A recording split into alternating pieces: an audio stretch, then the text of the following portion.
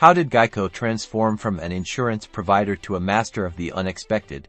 And what does its success reveal about the power of irony?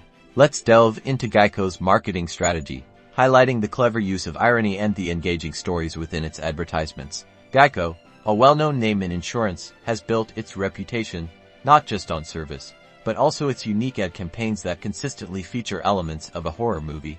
The cornerstone of their success, the element of the unexpected. Woven into every aspect of their work, their strength lies in blending humor with a surprise for the audience. This is their winning formula. Consider the caveman ads that humorously played on stereotypes, or the gecko, who captured the world's attention. Each approach creates a funny story that rapidly delivers a surprise. Geico's advertising journey is extensive, moving from simple informational campaigns to the unique series we recognize today. This shift proves a growing understanding of engaging audiences, especially by enhancing brand recognition.